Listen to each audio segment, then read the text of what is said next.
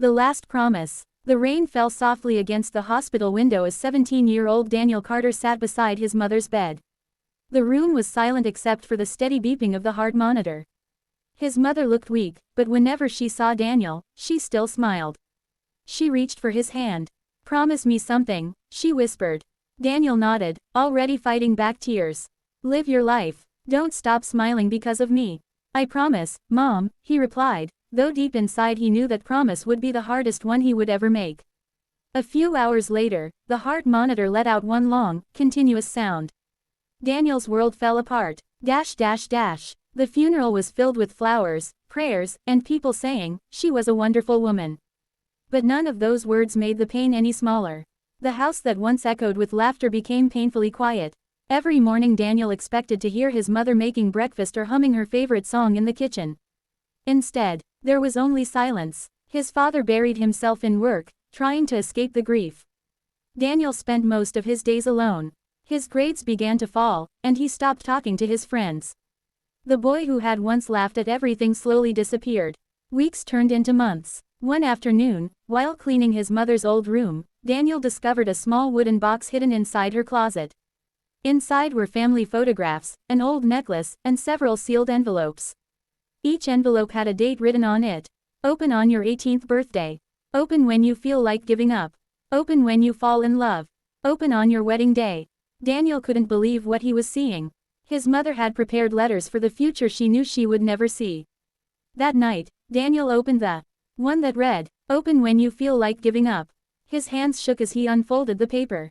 "My dear Daniel, if you're reading this, I know life feels unbearably heavy. You probably think the pain will never end. But listen carefully. Pain changes people, but it doesn't have to destroy them. Don't let sadness steal the beautiful person you were born to be. Smile for me, dream for me, live for both of us." Daniel cried until sunrise. For the first time since her passing, he felt as though his mother had spoken directly to his heart. The next morning, he made a decision. He returned to school. He apologized to his friends.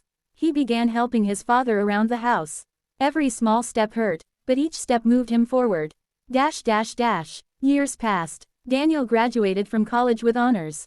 His father sat proudly in the front row, tears shining in his eyes. As Daniel accepted his diploma, he quietly looked toward the sky. "We did it, Mom." He could almost imagine her smiling. A few years later, Daniel became a nurse. Every day he cared for patients who were frightened, lonely, and in pain. Many wondered why he treated every patient like family. They didn't know that years ago, someone had taught him that kindness could outlive a lifetime. One evening, an elderly woman was admitted to the hospital with no family by her side. Daniel stayed with her long after his shift had ended. He held her hand until she peacefully passed away. Before leaving, one of the nurses asked, "Why did you stay?" Daniel smiled gently. "Because no one should have to say goodbye alone." On his 25th birthday, Daniel finally opened another letter. "Happy birthday, my son. I wish I could hug you today. I hope you've learned that happiness doesn't mean forgetting me. It means carrying my love wherever you go. If you've smiled again, then my greatest wish has already come true." Daniel closed his eyes. He realized something important. Love never truly disappears. The people we lose leave pieces of themselves inside us. In our kindness, in our courage, in our memories, and in every decision we make because of the lessons they taught us. Years later, Daniel married the woman he loved.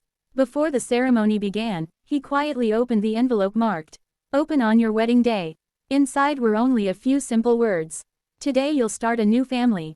Love them with all your heart. And whenever you miss me, just look at the people smiling because of your love. That's where you'll find me." Daniel folded the letter, wiped away his tears, and walked toward the altar. He wasn't walking without his mother. He was walking with every lesson she had ever given him. Sometimes the saddest stories don't end with happiness. They end with hope, because while death can take away a person's voice, it can never take away the love they leave behind.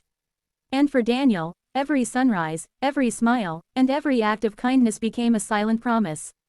A promise he kept for the rest of his life.